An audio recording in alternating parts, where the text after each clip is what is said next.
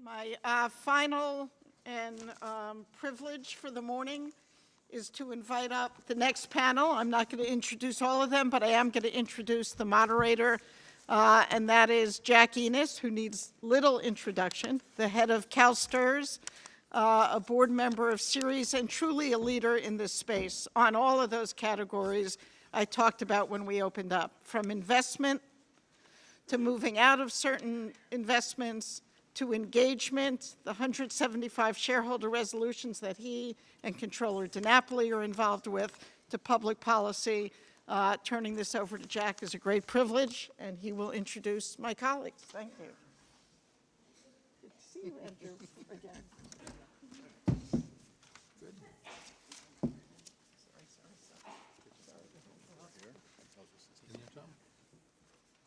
All right. Very good. We're going to take the next 30 minutes and we're going to talk about job creation and investment opportunities in the global shift to clean energy. I've got three leaders up here with me on this panel, and they're not just leaders, they're in the trenches really on these issues, and I think will give us a really strong conversation about this. Let me introduce each of them quickly to you. On my left here is Sharan Burrow. She's the a little get louder here. Let me move this in. General Secretary of the International Trade Union Confederation. Tom DiNapoli, and Tom is the Comptroller of the State of New York, but he's also the sole fiduciary for the New York Common Fund and a great colleague as a leader of a public pension community. And then the far left, Andrew Plepler, who is Global Head of ESG at the Bank of America. So we've got a leading financial institution, a leading asset owner, and a leader of the labor movement with us to give us three perspectives around this. Obviously, I'm at CalSTRS. We're part of the California state government, and maybe I'll start with just a personal reflection, since we've had a couple comments this morning around the importance of an effective policy environment for those of us to work and invest in what we do.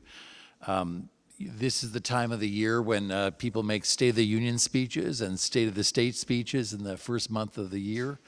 And I just thought I would shift that to a more positive note and just kind of mention a few comments from Governor Brown's State of the State speech, which was just really a couple weeks ago, and talking about our policy environment that CalSTRS and CalPERS and all of us that work in investment community in California have.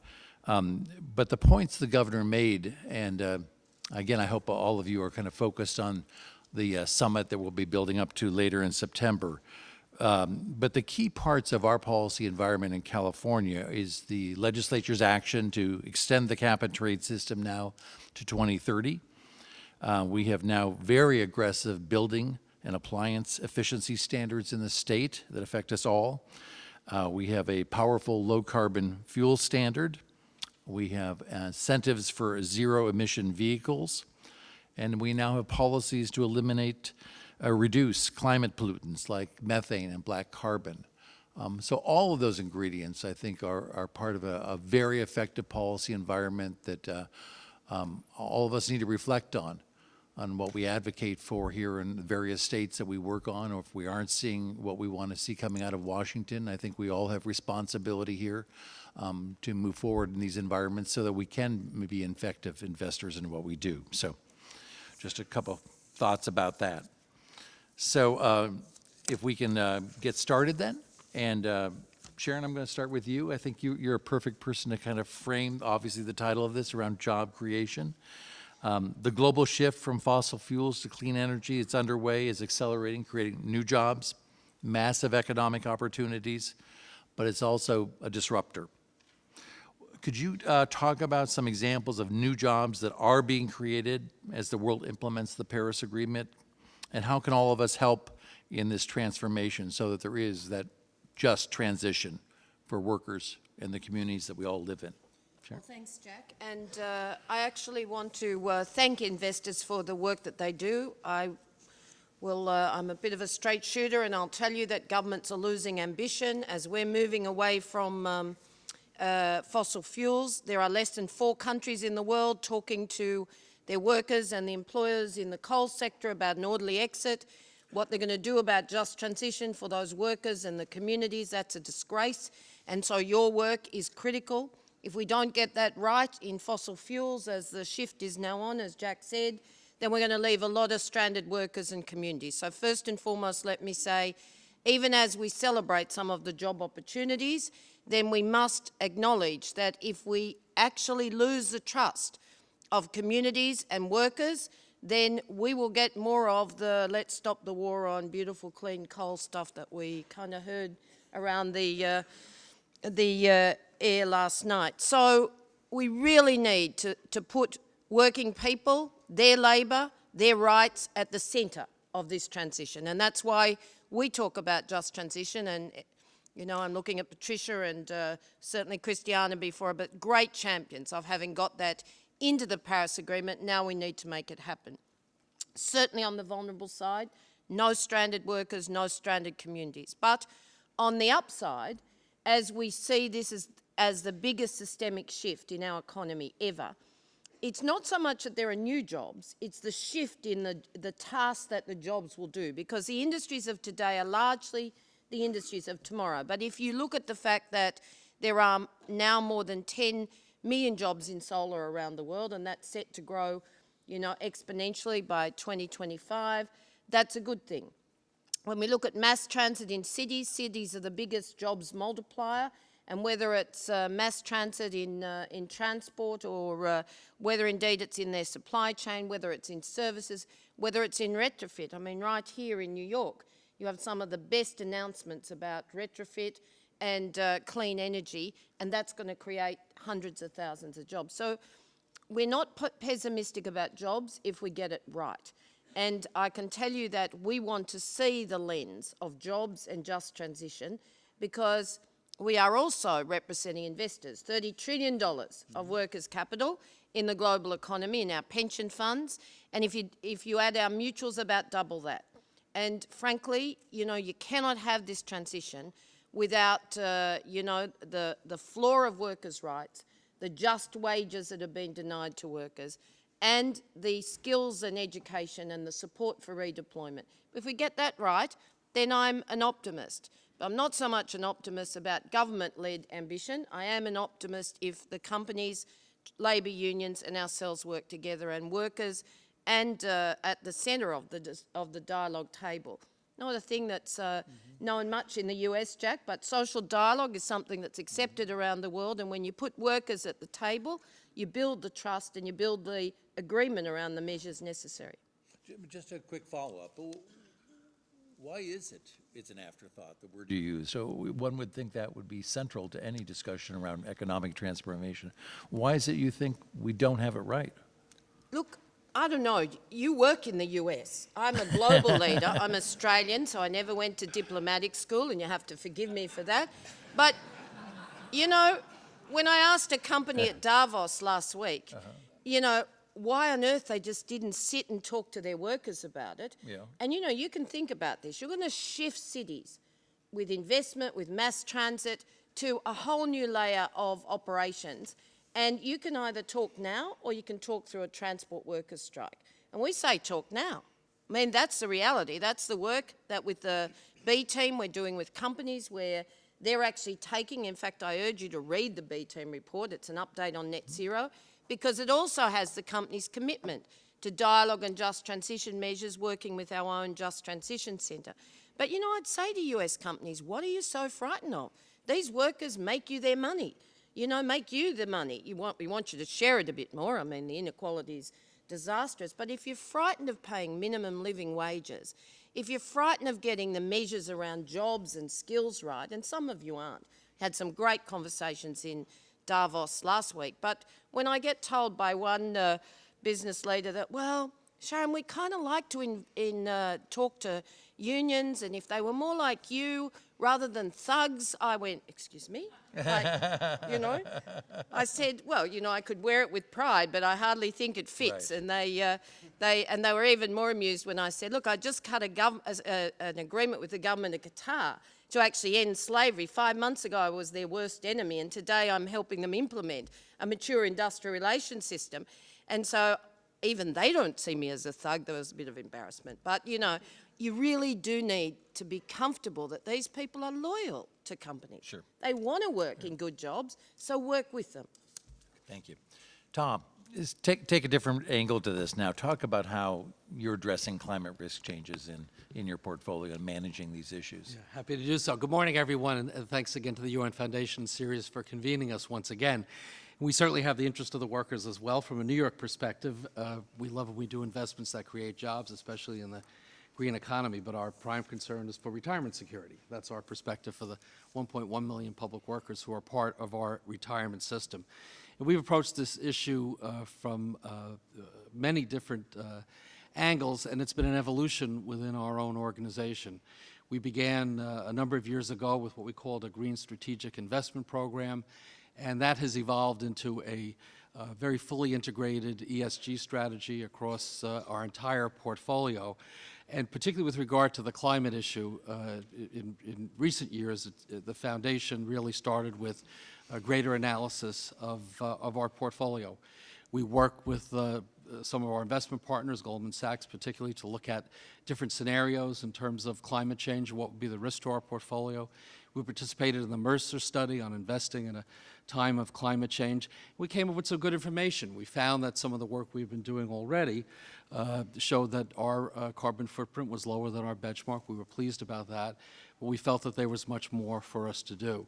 So taking that information, we have then been working to be much more ambitious in terms of sustainable investing in a host of areas. We've designated about $3 billion for investing, whether it's in private equity or real estate, public equities across our portfolio, hopefully part of creating more jobs within our own state in terms of the emerging lower carbon economy and the green economy.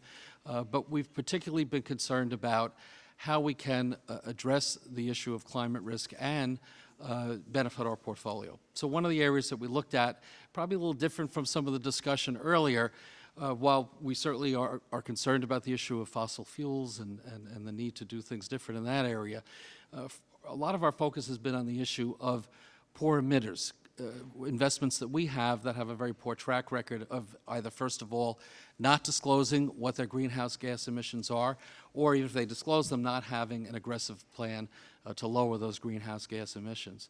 So again, working with one of our great institutional partners, with Goldman Sachs, we came up with our low emission index where we incentivize and overweight corporations and companies, investment opportunities that are doing a good job on the disclosure front and working to reduce their carbon footprint.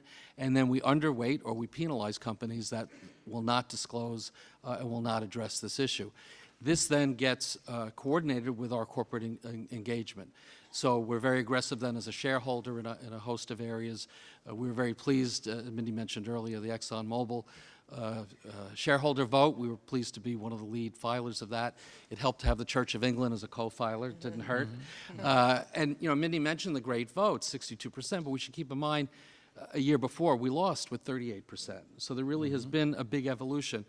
But having that engagement, using the information, we're pleased with the results of our low emission index. It's within our tracking era. So it very much mirrors the Russell 1000. And as some of you have heard, we've doubled the commitment now. We're up to $4 billion in that particular index fund, and we hope to do more as time moves forward. And the final area I mentioned just very quickly, the investing, the analysis, the corporate engagement, that then flows into public policy as well. So our work, certainly in my role as an elected official, working with colleagues in government, especially our friends in California and New York City, our colleagues working with Ceres and the Investor Network, reaching out to regulators, reaching out to elected officials, incorporating all of this in what I think is a very comprehensive strategy to deal with the issue of climate risk, which we acknowledge is a material risk to our portfolio. We are here as a pension fund, as a perpetual investor. We can be around forever, and we want to address this risk as early as we can and be part of moving the world economy and the New York economy as well to that lower carbon future that we all want to see. Great. Thank you, Tom.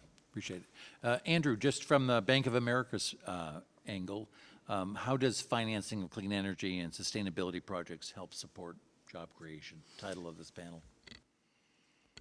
Well, thank you, Jack, and thanks for having me, and to Mindy and Kathy, thank you for including us. We are a sponsor, so you may not have had a choice, but we still appreciate it. We want you here. You know, I think this framing of a jobs argument is critically important, and I think, you know, as we look for new allies in this effort, which is going to be important as we go forward, the framing is so critical, and when you're able to frame this as a strong economy, good jobs, investment in our future, in addressing some of the stranded employment that we're talking about and thinking about this as an economic engine, that's really critical. And you begin, I think, to expand our tent as we move forward. What we were able to do, we have a $125 billion commitment, as Mindy alluded to earlier. And what we wanted to do is try and capture what impact that investment is having. And so we had EY look at 1 year, $12 billion of financing, and they were able, not exactly sure how, but they were able, and I trust them, to be able to capture that created 40,000 jobs. It created about $15 billion in GDP and about $30 billion in gross economic output. When you're able to begin to capture the measurements around what this investment in a clean energy future does in terms of people's lives, not just in the health of our future, but in terms of living wage jobs and good economies, I think we're going to continue to accelerate the momentum around this. And that's what we're real excited about, is that with investing in not only the financing and getting the capital deployed, but in actually getting the data to make the good economic argument, I think begins to get people's attention, and those who may not be true believers like we all are begin to get real interested. You know, I've looked over some of your documents around this, and you do have an impressive track record around the numbers in terms of what you put into this and the associated jobs in the various industry sectors. But do you mind just taking another moment and just react to Sharon's comment about the just transition? Is it an afterthought? Is it embedded? If we were back at B of A's headquarters, would I hear a conversation around just transition? The last thing I'm going to do here is say to Sharon that anything she said was an afterthought. I'm not going to do that. Yeah, I mean, is it Absolutely just about the not. finance, or is it, talk about that. You know, if you're talking, I mean, this gets into a broader ESG conversation about the role of companies in society.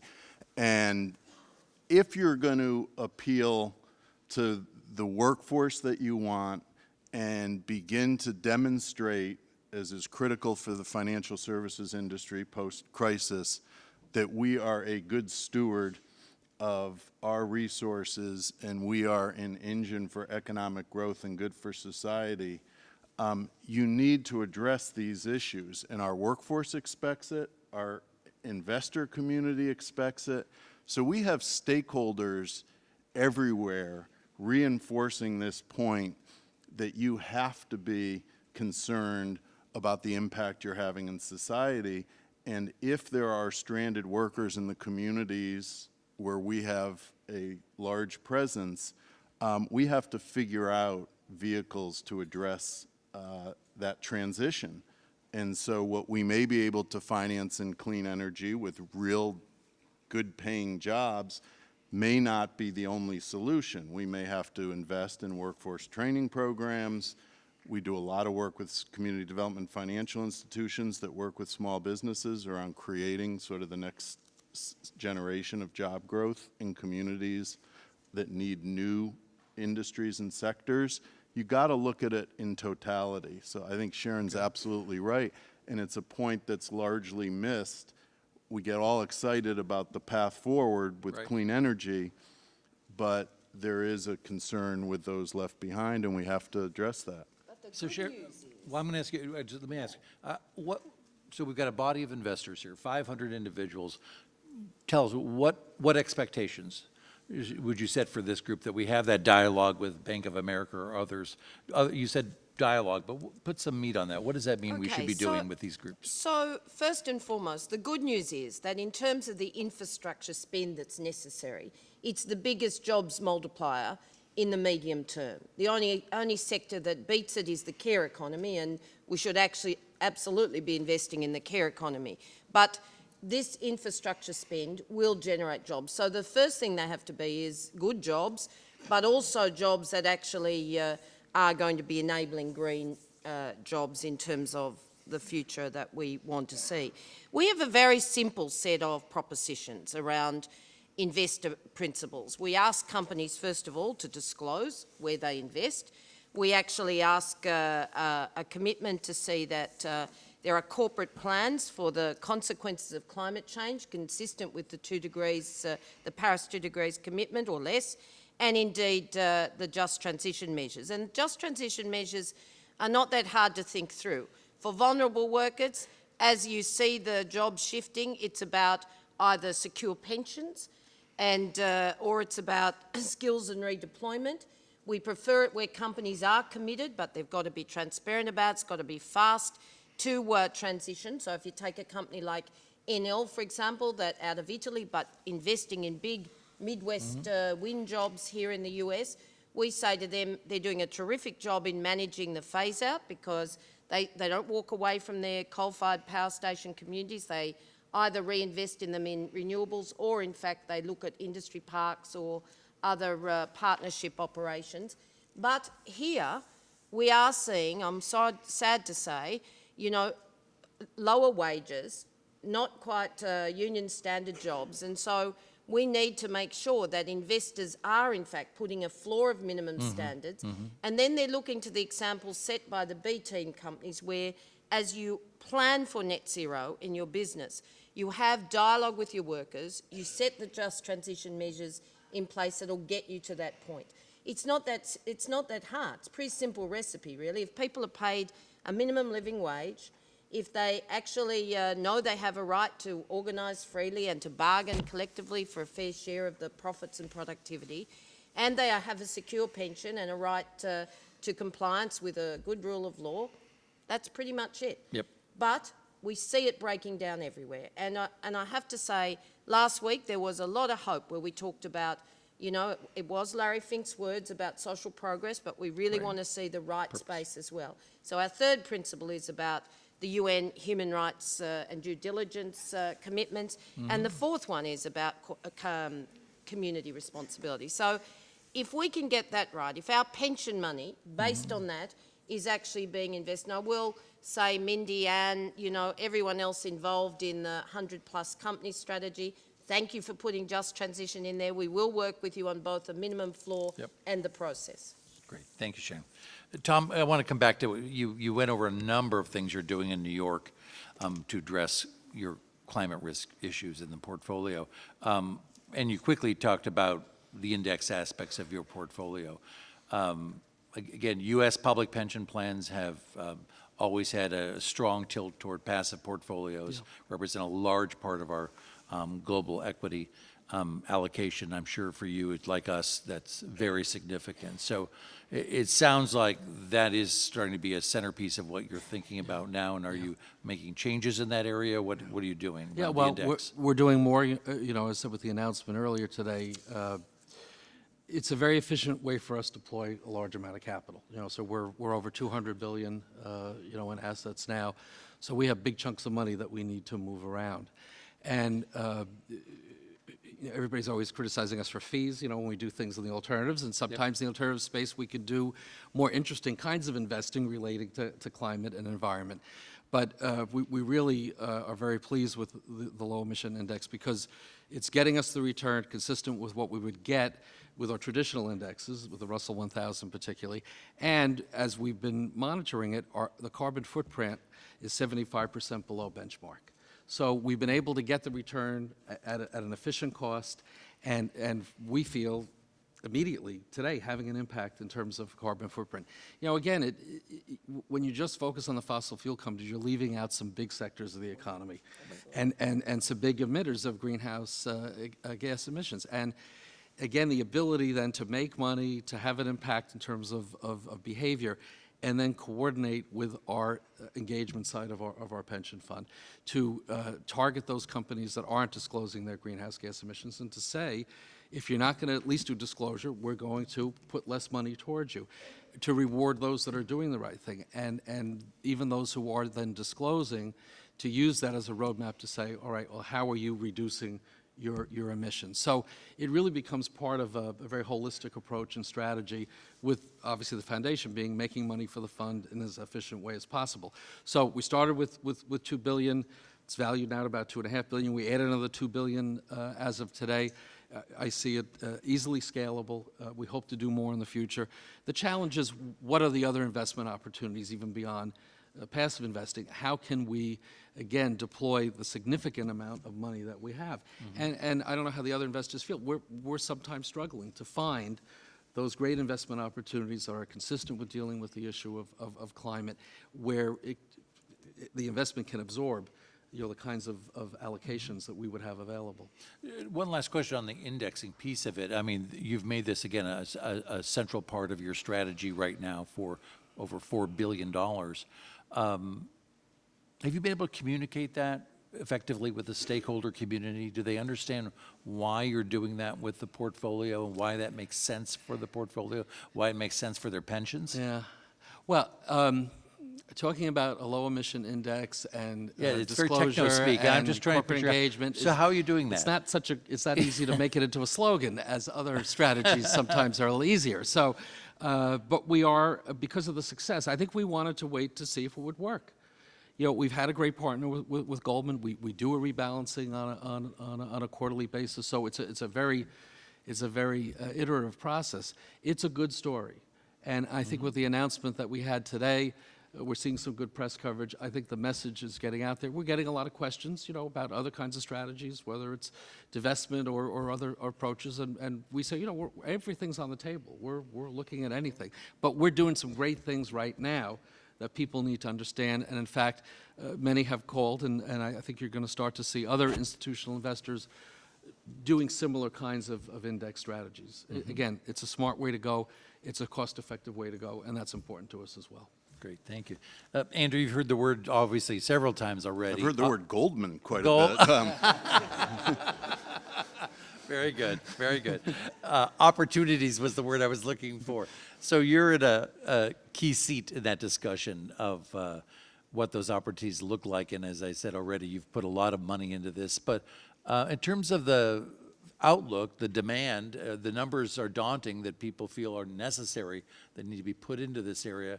How do you see that, the acceleration of investing into this area? And give us some perspectives on what sectors you think are really the most opportunistic. Well, you heard in the last session with Mindy and Lisa, green bonds, and you heard Ethan talk about the acceleration of green bonds, and we certainly have seen that. We've issued 3 green bonds ourselves, totaling in excess of $2 billion. We're the largest underwriter of green bonds, that $160 billion market that Ethan talked about. We've participated in about 20% of that market. And I understand, I haven't read the article today in the Financial Times, but there was a piece that talked about how it is now becoming a competitive, the jury was a little out as to whether or not green bonds could be priced as competitively as other bonds, and now I think people are starting to see that they are in fact competitive, and you're not sacrificing return, or you're not paying a higher premium. So all that suggests that this is very competitive from an investment standpoint and from just a good business standpoint. Our business partners at Bank of America are thrilled that the ESG team has sort of been able to collaborate with them on the acceleration of our presence in the green bond market. How big is your team there? Good. How big Our is the ESG team? Yeah. Oh, we're tiny. We have a whole, we consider, it's not just an environmental team. There's only about 10 people in the environmental team. We have CRA, community reinvestment activities. We have a foundation. So we have different components of our ESG work. But it's pretty small, and you have to be able to penetrate the business partners to be effective for the company. And the exciting part for us is because of the investor interest and because of all the various stakeholder interest, our business partners are very anxious to participate in sort of ESG efforts and drive that forward. So it's been good business for us. Externally, it's certainly been good in the investor community. And our research team has now put out a paper that said ESG companies that do well on ESG perform better. And so you're starting to see some of this correlation, and Brian Dees talked about it with BlackRock, that this is good. This is not a trade-off. This is not something off to the side that you do for marketing. This is embedded in the business of the company. We've got our 3-minute warning, so why don't I ask each of you to take 1 minute, do a closer for our audience. I Sharon. just think there is nothing more important. I mean, if we don't actually shift the way we do business, then we're not going to have a sustainable planet for ourselves or our kids and our grandkids. But we need to do it together. There are a lot of companies that are stepping up, but we need many, many more. We run roundtables where we bring labour to the table. So we would say to companies, you know, step up, let's get the dialogue going, let's get the agreements around how to get to net zero.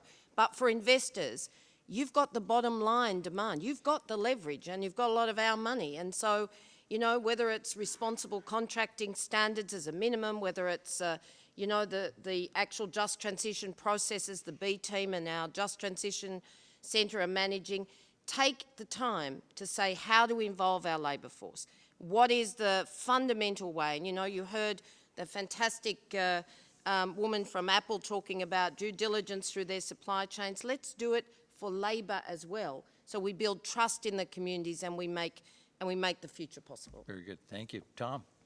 Well, we're not going backward, we're moving forward. We are committed to Paris, and investors play an important role in this area. You know, I do think gatherings like this are important because we do need to do more talking to each other, right? You'll leave me your card so we can mention you the next time, and your green bonds, and labor needs to be at the table. And certainly for New York Common, as an active investor, we want to build more partnerships, more collaborations, have more opportunities to work together, because you know, we all have just so many hours in the day. We tend to get into, you know, what our comfort zones are, but I think the world is changing rapidly. There's more that we need to do to step up our activities. So gatherings like this and the follow-up that comes from this becomes very important to really moving this agenda forward, and we're pleased to be part of it. Thank you. Andrew.